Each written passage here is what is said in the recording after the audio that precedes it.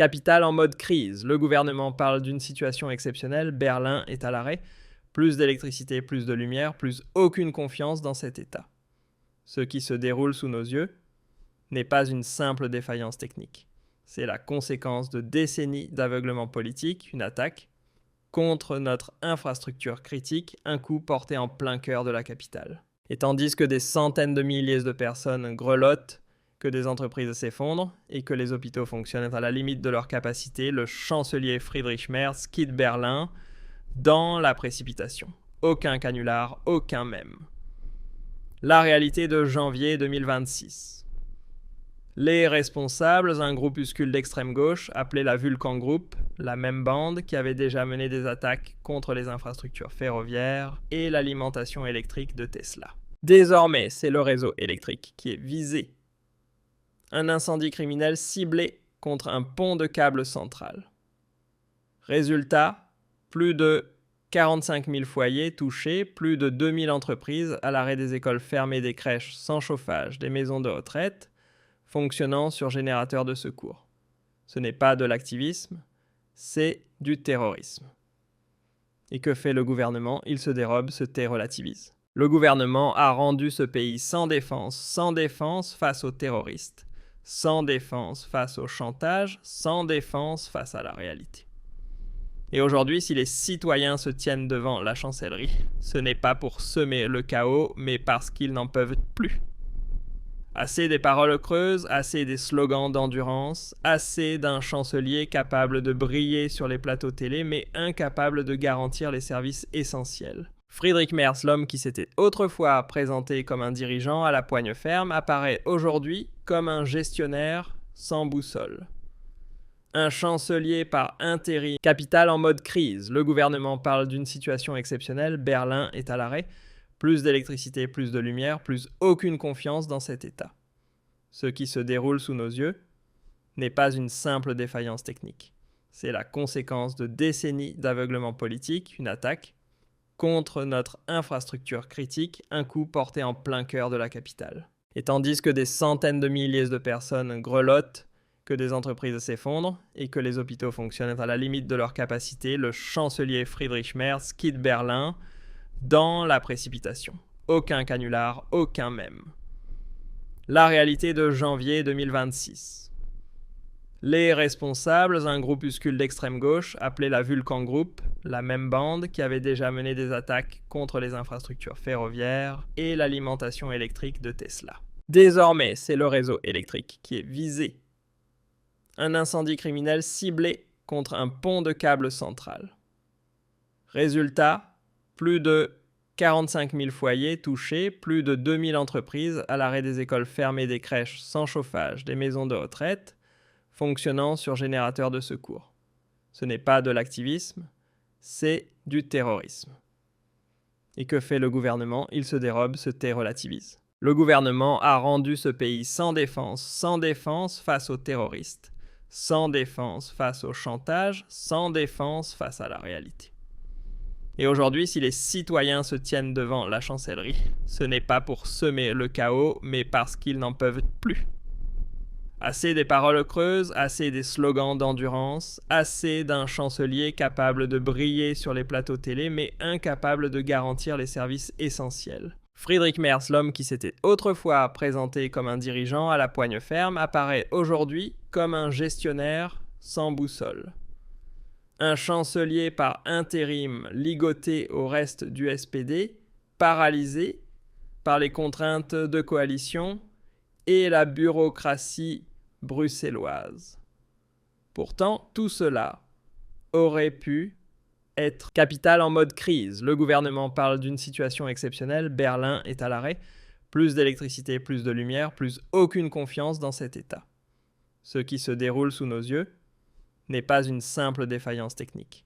C'est la conséquence de décennies d'aveuglement politique, une attaque contre notre infrastructure critique, un coup porté en plein cœur de la capitale. Et tandis que des centaines de milliers de personnes grelottent, que des entreprises s'effondrent et que les hôpitaux fonctionnent à la limite de leur capacité, le chancelier Friedrich Merz quitte Berlin dans la précipitation.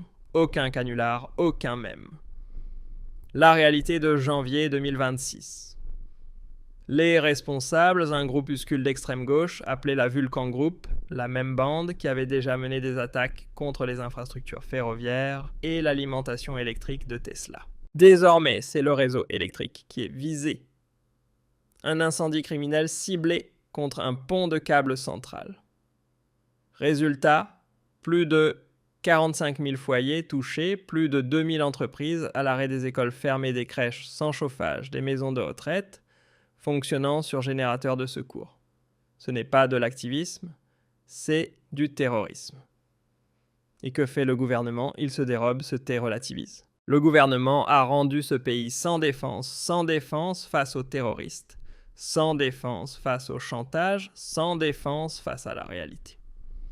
Et aujourd'hui, si les citoyens se tiennent devant la chancellerie, ce n'est pas pour semer le chaos, mais parce qu'ils n'en peuvent plus.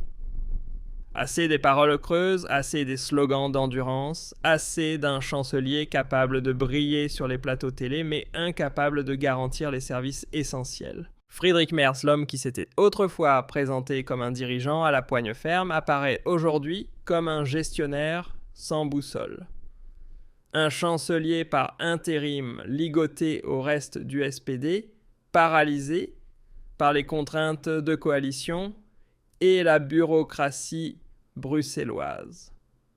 Pourtant, tout cela aurait pu être évité si nous avions conservé une alimentation énergétique stable, si nous n'avions pas sacrifié nos centrales nucléaires sur l'autel de l'idéologie verte, si nous n'avions pas construit un réseau électrique cousu à la limite qui s'effondre à la moindre surcharge, si nous n'avions pas injecté pendant des décennies des milliards dans des structures de gauche tout en surveillant des groupes Telegram de droite, la Vulcan Group n'aurait jamais pu frapper de cette manière si nos réseaux avaient été robustes et décentralisés.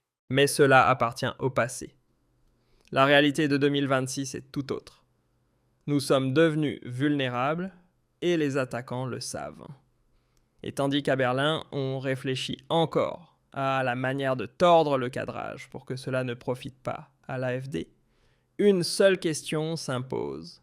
Qui porte la responsabilité de cette faillite de l'État? Les auteurs se sont revendiqués ouvertement et pourtant les services de protection de la Constitution s'en prennent de préférence aux citoyens qui protestent contre la hausse des coûts de chauffage plutôt qu'aux incendiaires qui revendiquent des attentats en ligne. Alice Weidel le dit clairement, lorsque l'État ne protège plus ses citoyens, il a perdu toute légitimité. Et elle a raison, ce n'est pas de l'alarmisme. C'est l'état des lieux. La situation sécuritaire en Allemagne est à son point le plus bas.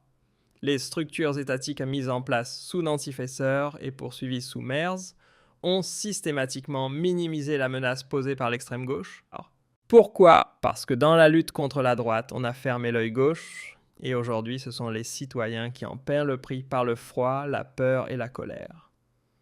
Les images de Berlin font le tour du monde, un État en déliquescence au cœur de l'Europe. La panne d'électricité n'est que la partie émergée de l'iceberg. Ce qui se cache en dessous, c'est un échec structurel total, une politique énergétique idéologisée, un état de surveillance hypertrophié contre les voix dissidentes, un gouvernement qui ne fait plus que réagir sans jamais agir. Merz n'a pas réussi à changer de cap, bien au contraire, il s'est contenté de gérer le chaos laissé par son prédécesseur Scholz. Simplement en costume, pas en sweat, à capuche. Et tandis que Trump aux États-Unis fait baisser les prix de l'énergie, construit de nouvelles centrales nucléaires et fait de l'infrastructure une priorité présidentielle, l'Allemagne se désagrège dans la pénurie énergétique, la menace terroriste et le chaos politique intérieur. La différence est claire. En Amérique, c'est un président qui gouverne. En Allemagne, une coalition de la faiblesse. Ce dont nous avons besoin aujourd'hui, ce n'est pas d'un énième pilotage de crise, ni d'une nouvelle minimisation, ni d'un nouveau repli, mais d'un changement radical de cap, un retour à la sécurité, à une politique énergétique fondée sur le bon sens et à une gouvernance qui protège les citoyens et non les auteurs des crimes. Petite note personnelle, afin que ces sujets restent visibles, abonnez-vous, activez la cloche et partagez votre avis dans les commentaires. Ce que nous vivons actuellement à Berlin n'est pas un simple dérapage. C'est un signal d'alarme si fort que même la classe politique ne peut plus l'ignorer, même si elle continue d'essayer. Des milliers de citoyens se tiennent devant la chancellerie, non pas avec des pancartes colorées et des drapeaux arc-en-ciel, mais avec une exigence claire d'émission nouvelle élection responsabilité. Assez de mise en scène.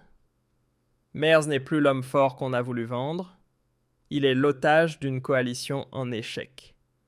La CDU, solidement enchaînée au reste du SPD, a perdu toute crédibilité. Au lieu d'ériger un rempart contre l'extrémisme de gauche, on préfère défendre